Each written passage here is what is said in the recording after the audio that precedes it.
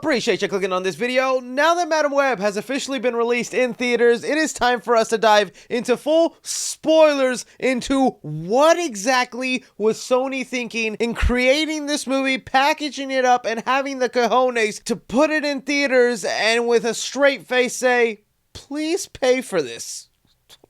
Sony?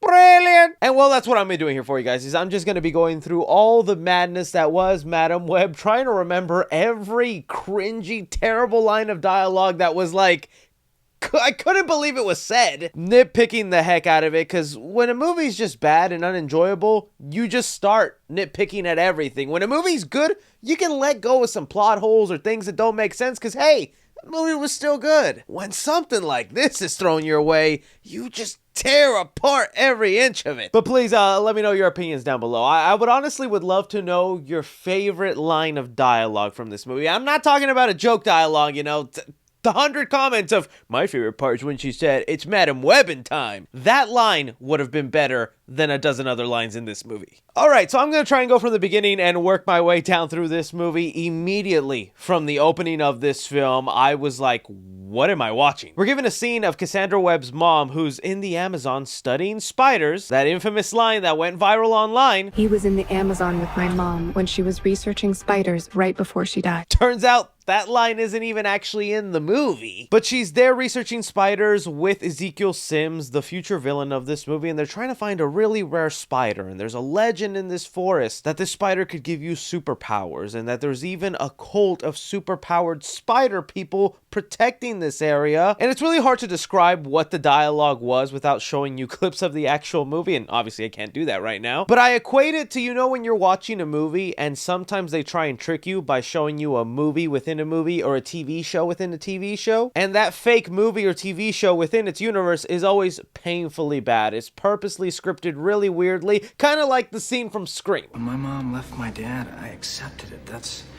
the way the cookie crumbles. The dialogue and interactions between the characters were so bad in this opening scene that I was waiting for the camera to pan back and for it to be revealed that we're watching some made-up TV show or some made-up movie, and it's like, okay, that's why it was that cringy. That makes sense.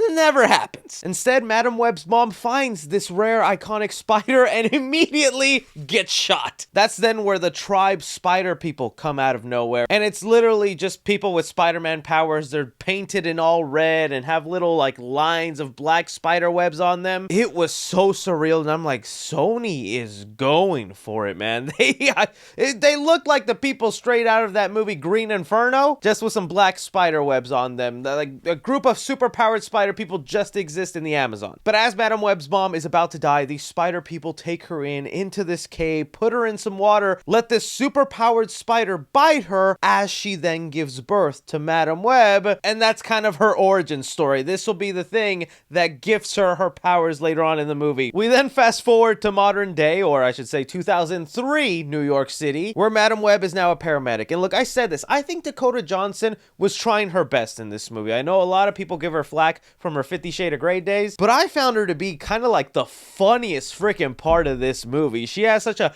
dry, dead serious sense of humor, and it honestly made me chuckle. Other times it made me go, you're a funny character that is not fitting the tone of this movie. Like at one point in this movie, when she starts to discover her spider powers, she says out loud to herself, how do you know you can't climb a wall unless you've tried? Then cutting to her trying to climb the wall of her house and failing miserably.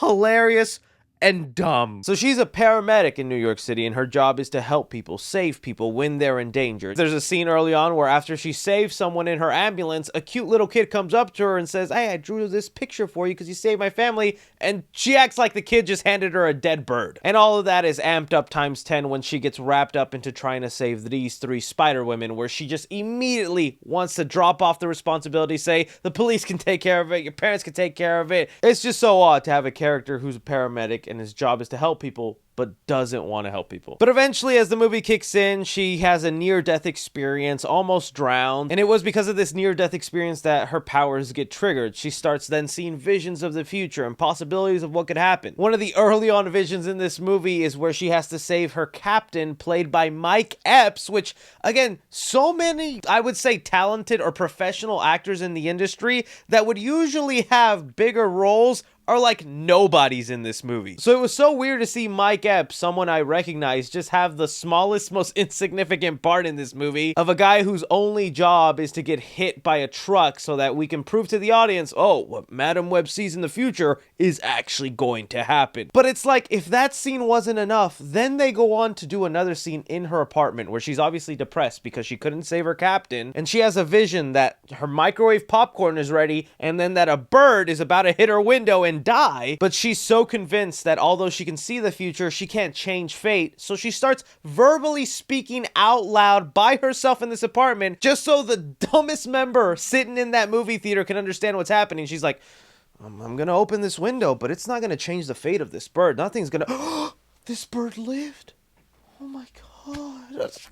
We get it. You didn't need to go through all that and her has to say these things verbally. I know, Sony, you think we're stupid for buying tickets to these Spider-Man spin-offs that don't have Spider-Man in them, but even then we have our limits. So that basically sets up right there Madam Web's powers and abilities, and it'll set her on the course to meet the Spider-Girls, right? So this is the time in the movie then where you meet the villain, where you get a little bit of an idea of what they've been up to. And Ezekiel Sims has been doing very well ever since he got his rare spider that gave him abilities. He's rich, lives in a fancy apartment, but there is one little curse. Although this spider grants him the abilities to be like Spider-Man, superhuman, and do all this kind of stuff, every single night since he got his powers, he has the nightmare of his future where he's killed by the future Spider Women. And those are the scenes that you get to see in the trailers of Sydney Sweeney, Isabella Merced, and Celeste O'Connor in their Spider-Man costumes. Like, yes, it's literally just like a 2-3 minute flashback sequence, or I should say flash forward sequence into the future. And he's just had enough of it. He wants to put an end to this nightmare the same way I wanted to put an end to the nightmare of watching this movie. And well, I have a couple of thoughts on that. One,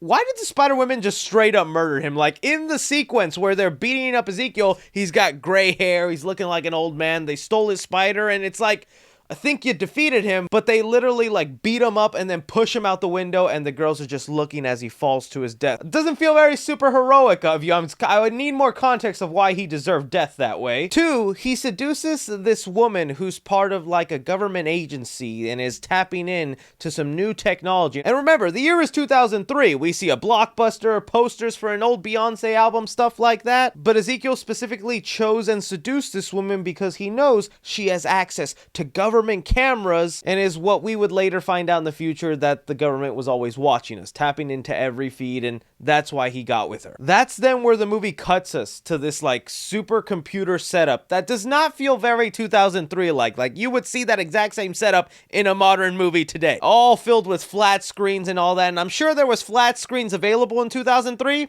Your boy had computers in 2003, okay? You need them fat back computers to make it realistic. But he has hired this like techie assistant that is gonna tap into all the cameras in New York City so he can locate these three girls that he's seen in his dreams. And you wanna know how he finds them? He somehow is able to recreate their faces that he sees in his dream onto the computer. And remember, in these dreams, the girls' faces were half covered up with Spider-Man masks. I don't know what voodoo crazy magic happened where Ezekiel was able to take a face from your dream and upload it to the computer. But he did it, and he even was able to use aging technology, because remember, they're supposed to kill him in the far future, so he de-ages them to be teenagers.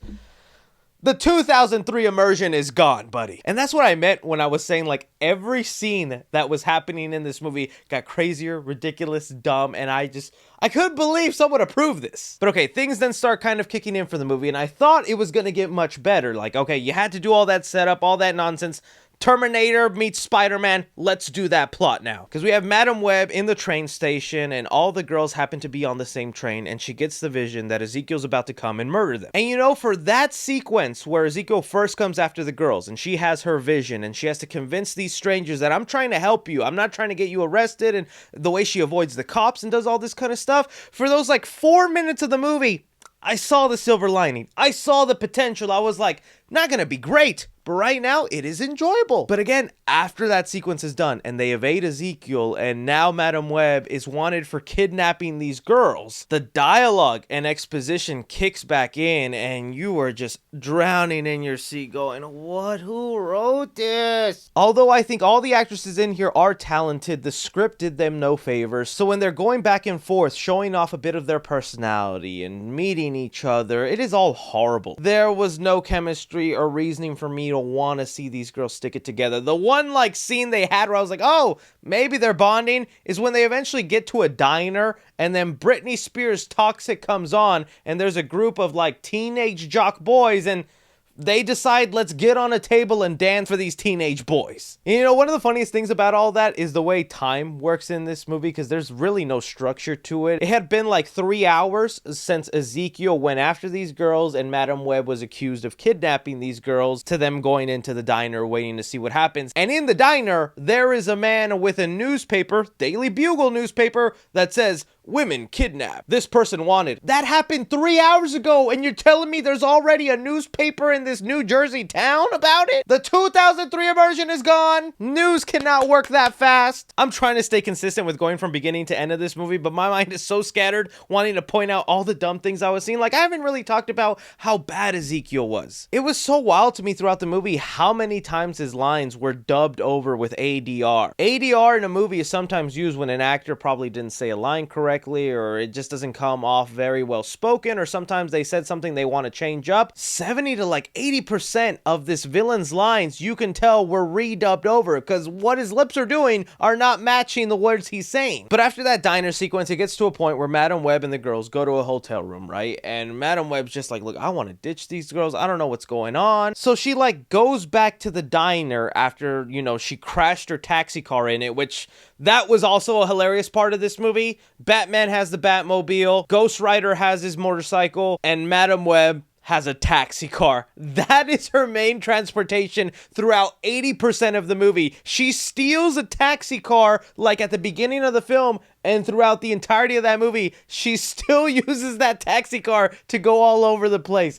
It was kind of epic. I respect it. But anyway, she goes back to that diner and using her powers that at this point are just not very specific. She can see the future and then she can also talk to apparitions. She uses her powers to talk to Ezekiel Sims, where it's just, you can tell this was like a reshot scene, so it could be a really quick way for Madam Web to learn why Ezekiel is doing what he's doing, because at this point they have no idea why this guy's chasing them. And it's just like a really weird scene where you're just asking the most basic questions. Why are you doing this? They kill you in the future? The girls, they have powers?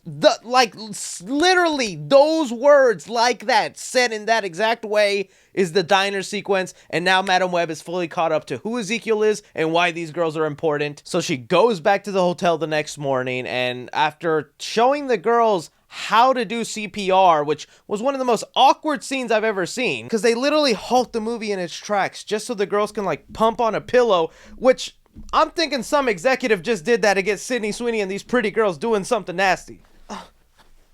Just like that. Yeah. Shame on you, whoever decided that. But then literally the funniest thing kicks in at the moment in this movie. I was having an existential crisis at this point. She brings up, so Ezekiel was the guy that was with my mom in the Amazon, and I think I need to go there to find out. And in my mind, as she's saying this and explaining to the girls why they're wanted, what's going on, I kept saying in my head, we're not going to Peru. Why would she's really going to go to Peru?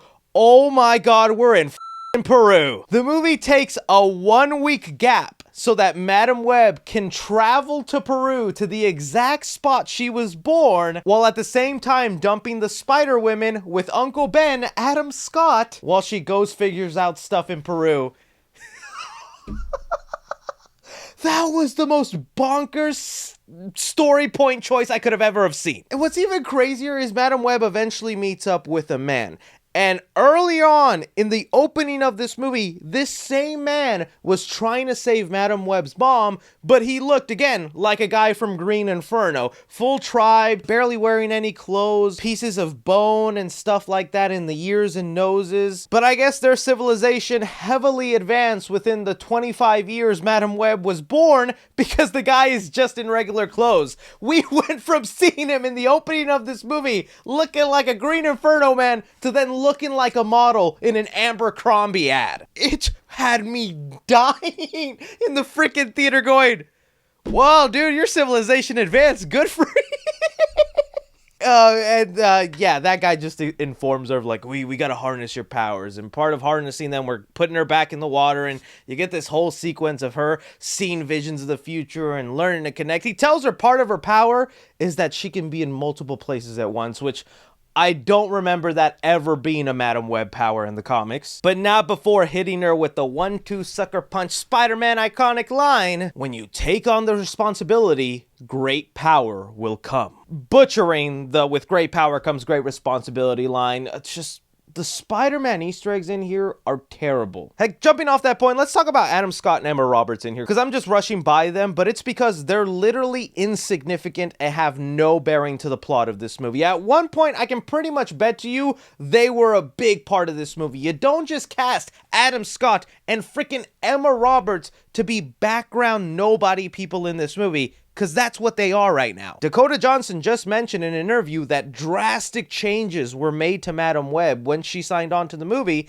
and I can 100% bet to you those changes were to Adam Scott and Emma Roberts, because this whole point of this movie at one point was so that they could introduce us to the Spider-Man in the Sony universe. That's why the movie was set in 2003. It was so that Spider-Man was going to be born at the end of this movie, and then when we get to like Morbius or Venom 3, we would have a fully grown Spider-Man, possibly played by Tom Holland, just a variant from his MCU counterpart, and then that version of Spider-Man can fight Morbius, Vulture, whatever nonsense Sony was planning. But because this movie was turning out so bad, so laughably terrible, Sony knew they could not let this connect to their Sony universe or anything else Spider-Man, so they removed all those Easter eggs. Or I should say bigger connections, because there are still some laughably bad Spider-Man Easter eggs in here. Like at one point, Uncle Ben says he finally met a girl and he's dating her, and Madam Web's like, what's her name? And literally Uncle Ben just goes, never says the name, because apparently they can't reference Aunt May for some reason. Okay, so there was that. At one point, they're like in danger in Queens, and Adam Scott's character's like, wants to go, wants to leave, and Madam Web's like, what, you don't want to get shot in Queens? Because one day he'll get shot in Queens. What an Easter egg. There's a baby shower sequence with Emma Roberts, pregnant with little baby Peter Parker. Never mentions Peter or anything like that. They just mentioned that his dad, Richard Parker, is like always off on business adventures and what nonsense. But they're playing a baby shower game where they're trying to guess the name of the baby. And literally right before Emma Roberts is about to say the words Peter, a balloon pops and the scene ends, basically. Wow, what an Easter egg, baby. But that's not even the worst one. Towards the end of the movie, there's a sequence where the baby's born, everything's fine. Ezekiel actually was never after little baby Peter Parker, which I bet you in the previous versions of this movie, he probably was. They describe Uncle Ben being happy that Peter is born, saying he gets to have all the fun of a baby without the responsibility, and Madam Web responds with, or so he thinks. Basically implying Madam Web knows in the future Uncle Ben is gonna die. Peter's parents are gonna die. He's gonna care after him. He's destined for great... We just had a whole movie about her changing fates, saving people, but I guess Peter's future is so set in stone. Yo, those people gotta die, though. It's honestly atrocious. And you know, they try adding in some action sequences in here. There was not really any good action, mainly because this is like a pre-origin story movie. A lot of the characters in here don't even have their powers yet. The movie never even shows you how they'll get their powers. Instead, they just get us to a point where Madam Web is blinded because a firework went off in her face. And immediately after Dakota Johnson becomes a blind character, she starts to act completely different. She acts very stoic and... Yes, I've actually never have seen better. Oh, bless you. This, like, totally not in character. And they're all living together in Madam Web's, like, apartment that oversees the city with, like, the most embarrassing shot of all the characters, including Madam Web, in their superhero costumes, where even Madam Web is, like, floating in the air, wearing these ridiculous red glasses. It was such an embarrassing ending to this movie. I can't believe it, man. I can't believe we went this far deep into the rabbit hole with Sony. Like, I thought it was as bad with Morbius, but really, Morbius, I honestly think is so much better. And I still don't like Morbius. I don't know, guys. Those are just my thoughts. I rambled on. Hopefully, I said enough of what you wanted to hear out of this movie. I'm just kind of glad to put it behind me.